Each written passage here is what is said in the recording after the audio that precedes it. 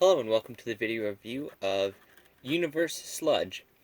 Now, I believe this is the Universe repaint. I'm not entirely sure. I do know that this is the Walmart exclusive repaint of Sling, repainted as Dinobot Sludge.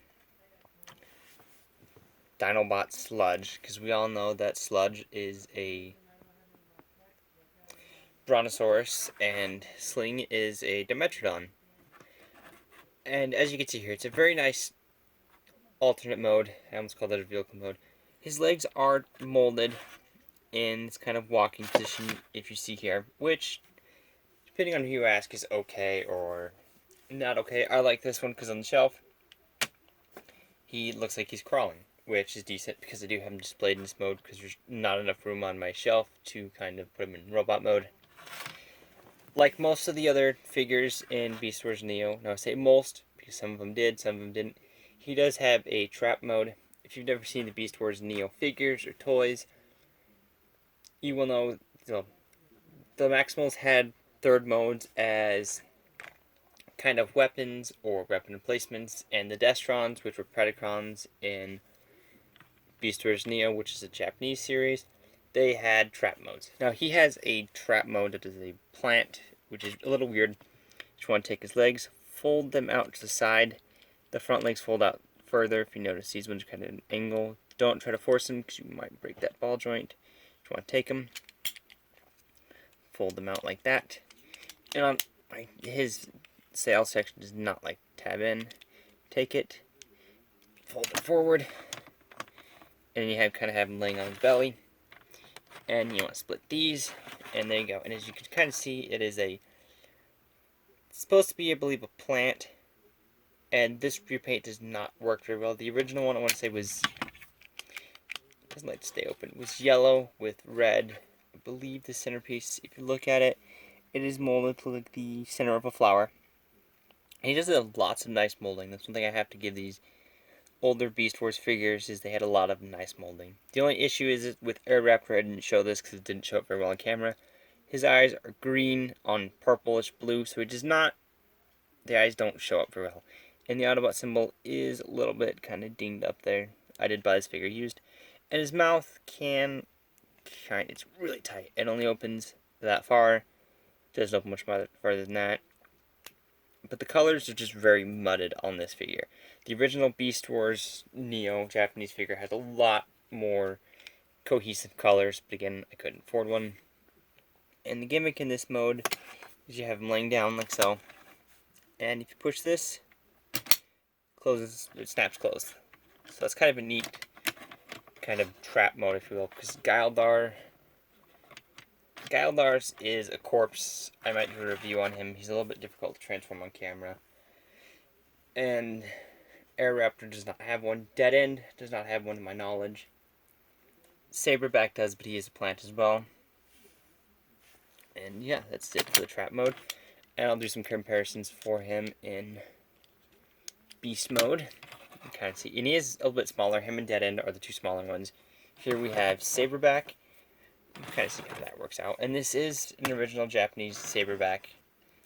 I probably will not do a review on him. If you notice, several of his plates are broke off. He does have gold plastic syndrome in these plates. And I've already lost 3 or 4 of the plates that I broke off, just transforming him 2 or 3 times.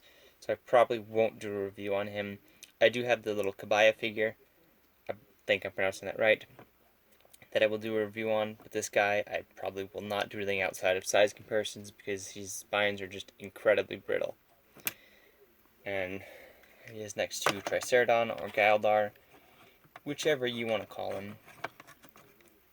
You can kind of see Gyldar is a bit smaller in beast mode, but he is pretty standard size in robot mode. And my last review, Airraptor. He's still in robot mode because I've not had a chance to transform him yet. I didn't want to really do that. But there you go. Now, transformation for Sling or Sludge, whichever you want to call him. You want to just basically, if it already hasn't on mine, it doesn't like to tab in. It tabs in with the slightest movement. You want to lift that section up. Bring it out on this hinge here. You're going to kind of bring out the other side, bring up his tail, sorry. and you want to it doesn't tab in, it just kind of fits in there. Untab it, bring it in, and then if you notice it is on this little bit of a slider here, you just want to slide it down, and then it'll allow you to bring it up his arm like that, bring his feet in. He's a bit tight, these back ball joints are. And there you have his arm all done. Now, my camera's not going to really focus on this because it's black and purple, so it kind of blends together. The only color it's really going to focus on is the metallic gold. And the other arm is pretty much done.